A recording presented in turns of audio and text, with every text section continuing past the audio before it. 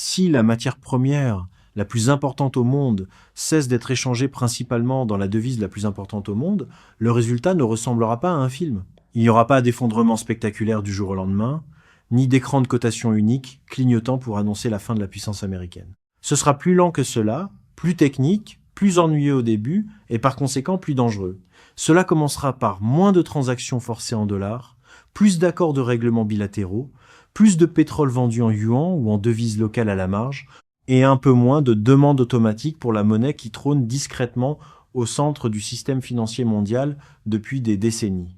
Ensuite, les effets de second ordre commenceront. Des réserves plus fragmentées, une portée des sanctions affaiblie, un recyclage moins fluide vers les actifs américains et un monde qui commence à se sentir moins dollarisé sans jamais annoncer officiellement qu'il a changé. C'est ainsi que la gravité monétaire s'affaiblit, non pas par le spectacle, mais par la rupture des habitudes.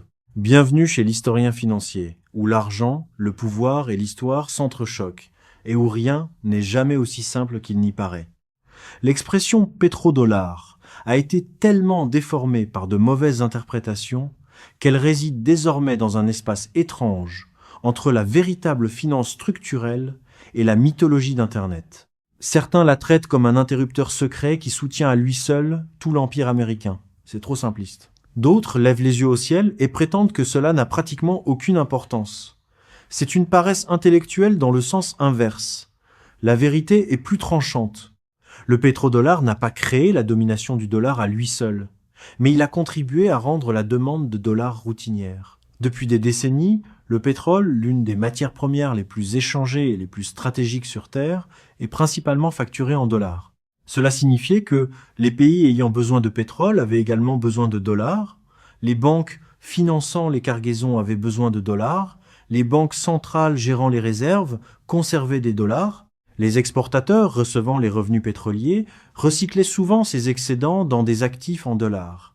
Le résultat n'était pas seulement symbolique, c'était un renforcement. Il est devenu plus difficile d'échapper au dollar car le commerce de l'énergie a continué à l'alimenter.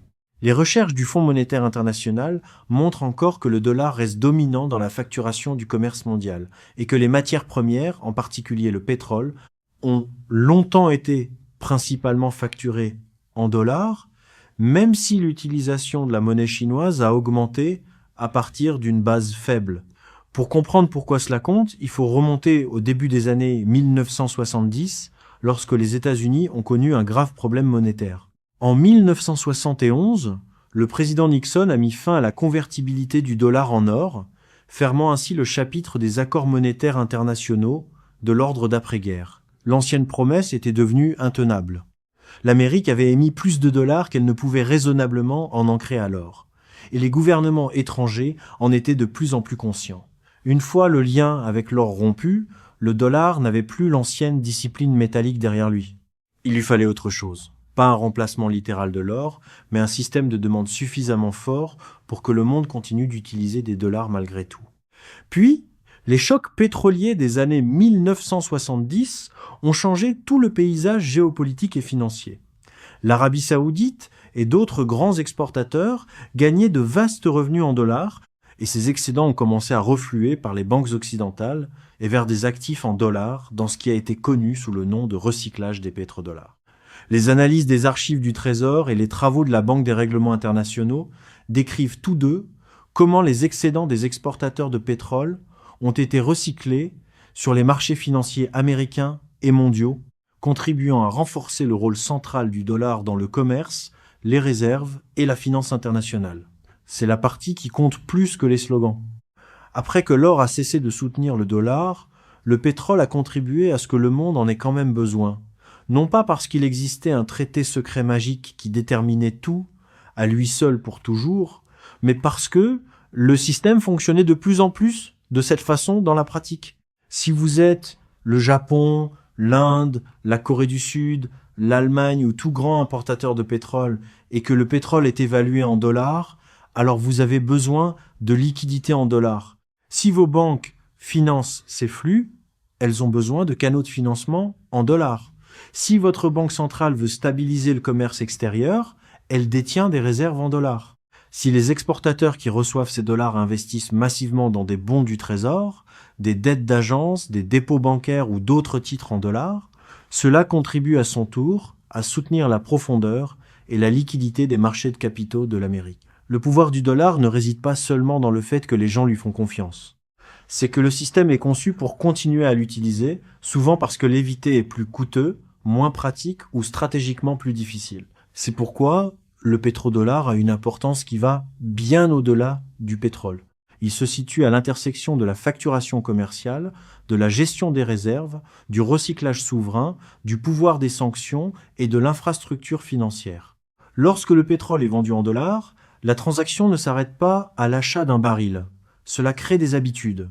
Les importateurs détiennent des dollars, les exportateurs les accumulent, les négociants se couvrent sur les marchés en dollars, les banques compensent et règlent via des systèmes en dollars, les revenus excédentaires sont placés quelque part, et les marchés américains ont historiquement été l'un des endroits les plus faciles pour les placer, car ils sont profonds, liquides et intégrés à l'échelle mondiale.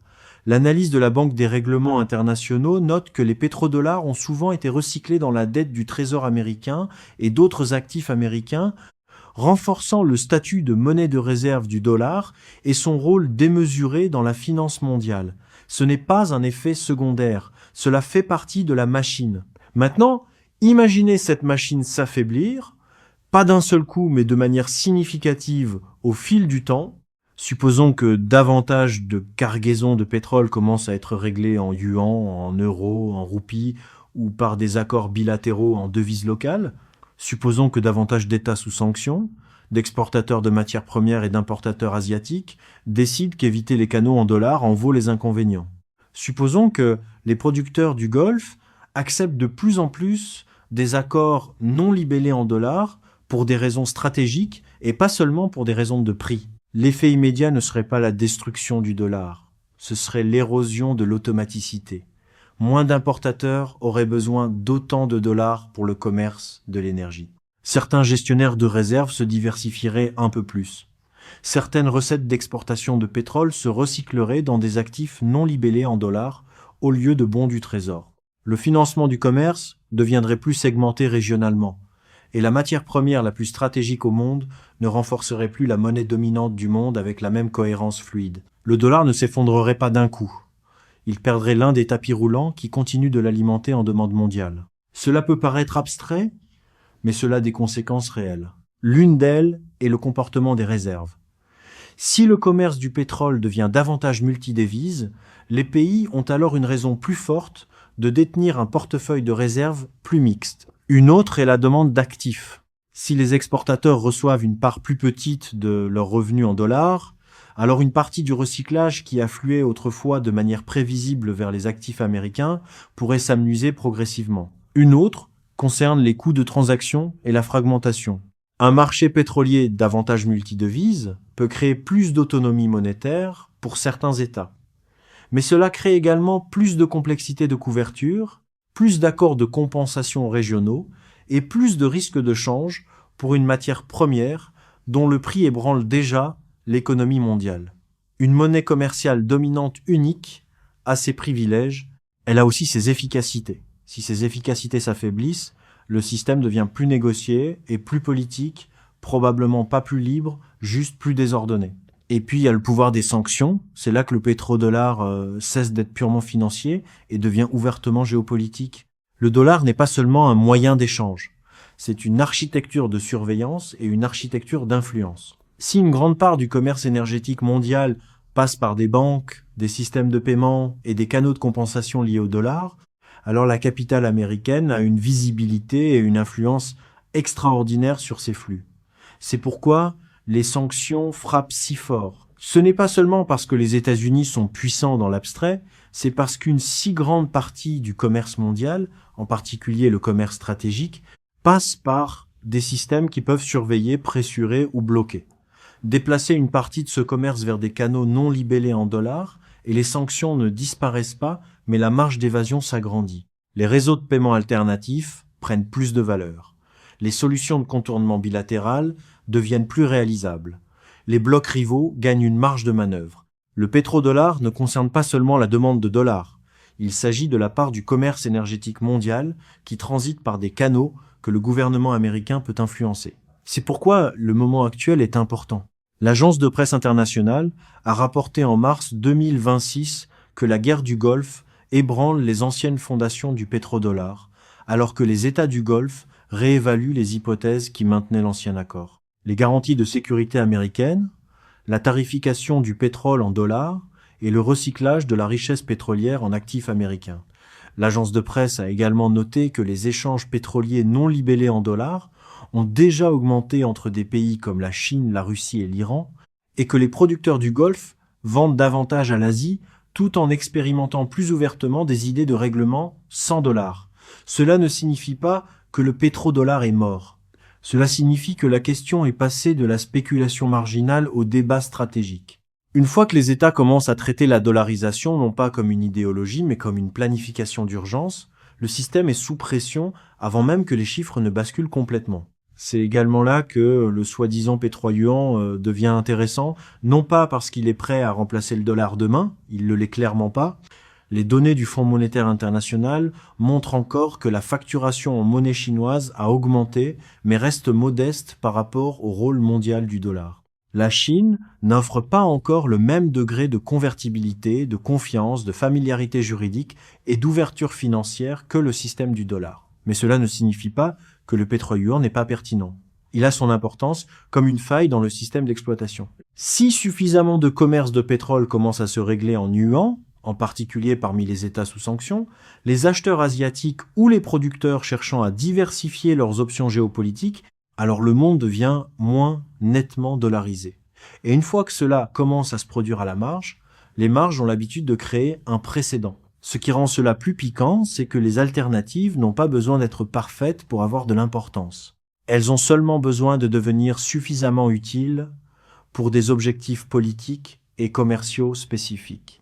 C'est ainsi que commence la fragmentation monétaire, non pas avec une monnaie rivale prouvant sa supériorité universelle, mais avec suffisamment d'accords bilatéraux, d'exceptions stratégiques, d'échanges de matières premières et de méfiance géopolitique pour que les anciennes habitudes automatiques commencent à s'affaiblir. Les empires monétaires prennent rarement fin parce qu'un jour, quelqu'un annonce un remplaçant et que la foule applaudit. Ils s'affaiblissent lorsque les routines qui les rendaient autrefois incontournables commencent à sembler moins incontournables. Lorsque les acheteurs d'énergie peuvent s'approvisionner ailleurs, lorsque les exportateurs peuvent effectuer leurs règlements ailleurs, lorsque les cibles des sanctions peuvent contourner le noyau. Lorsque les gestionnaires de réserves ne présument plus d'une réponse unique pour toujours, maintenant pour être clair, le dollar a toujours des avantages massifs.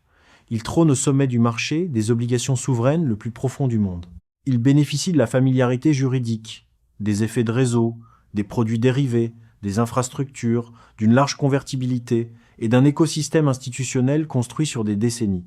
Même si le commerce du pétrole se diversifiait plus visiblement, cela seul n'effacerait pas ses forces. C'est là que beaucoup de commentaires surexcités s'emballent. Le fait que le pétrole sorte partiellement du dollar n'est pas la même chose que le dollar perdant son statut de monnaie de réserve demain. L'histoire la plus crédible est une érosion plus lente, une demande moins automatique, un règlement plus fragmenté, une centralité des réserves légèrement plus faible et une réduction modeste du levier financier de l'Amérique à la marge. Mais dans les grands systèmes, les marges ont leur importance, surtout lorsqu'elles affaiblissent des boucles de rétroaction qui ont discrètement renforcé le pouvoir pendant des décennies. Et cela nous amène à la leçon la plus profonde.